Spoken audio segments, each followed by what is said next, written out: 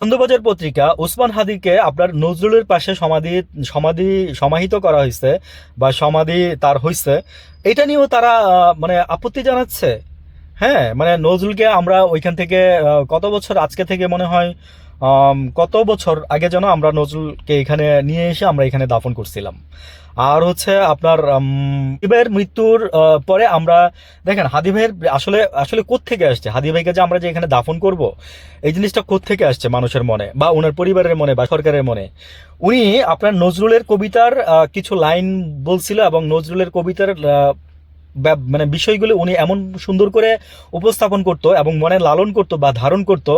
হ্যাঁ, উন্নত চির মমশির মানে আমার আসলে লাইনগুলো মনে নাই, ছোটবেলায় পড়ছি। আর আমি এখানে কোনো প্রিপারেশন নিয়েও আসি না, কখনো কোনো ভিডিওতে আমি প্রিপারেশন নিয়ে আসি না। আমি যখনই সুযোগ পাই তখনই একটু কথা বলি। তো আচ্ছা, আমরা নজরুল আমাদের নজরুল আমরা মানে কাজী নজরুল ইসলাম আমাদের জাতীয় বাংলাদেশের জাতীয় কবি। তো উনারে আমরা মানে ওনার পাশে আমরা হাদি ভাইয়ের সমাধি করব। আপনাদের ভারত, আপনাদের আনন্দবাজার বা পত্রিকা বা আপনাদের ভারতের সমস্যা কোথায়? আপনারা আরেকটা জিনিস, কলকাতার মানুষ আপনারা এই যে ফয়সাল আপনার ইয়েতে আছে, এই যে ইন্ডিয়াতে আছে হাদি ভাইয়ের খুনি, স্বয়ং কলকাতার মানুষ মনে করেন যে ওইখানে আপনারা বলতেছেন যে আমরা নাকি বলতেছি যে মিথ্যা কথা, ওইখানে ভারতের নাই। হইতেই পারে ভারতে নাই, আমি বললাম না যে স্বয়ং সরকারও আপনার শুনছি যে এটার ব্যাপারে নাকি ইনফর্মড, যে কে বাংলাদেশ থেকে এই জিনিসগুলো ঘটাইছে ফয়সালকে দিয়ে। কিন্তু খোদ সরকারও নাকি শুনছি যে আপনার পাবলিশ করতে ভয় পাচ্ছে। তো জানা যাবে দু একদিনের মধ্যে, জানা যাবে হয়তো বা অচিরেই দু একদিনের মধ্যে জানা যাবে সবকিছু।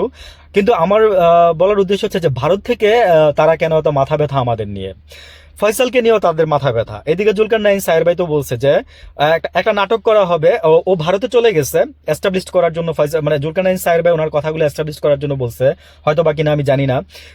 এদিকে তো পিনাকিদা তার বিপরীতে বলছে যে না, সে বাংলাদেশে আছে। জুলকার নাইন সায়ের ভাই যেটা বলছে সেটা হচ্ছে যে সে ভারতে পালাই গেছে, সে ম্যানহোলের ভিতর দিয়ে মনে করেন যে দুইজন চাকমা ওরে পার করে দিচ্ছে ওই পারে।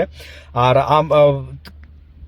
পরে ভারত ওনাকে পুশিন করবে, পুশিন করে দেখাবে যে কিংবা কিংবা ক্রস ফায়ারে দিতে পারে, ঠিক আছে, কিংবা ক্রস ফায়ারে দিতে পারে যেন নাম না জানতে পারে। আমি বলছিলাম না যে সোহেল তাজ ভাই ওই যে শাকিলের নাম বলে গেছিল, যে শাকিলের সাথে তার প্যারেডে যাওয়ার কথা ছিল, সেজন্য সে ড্রেস বানাইছে। তো এমন একজনের নাম বলছে যে মারা গেছে।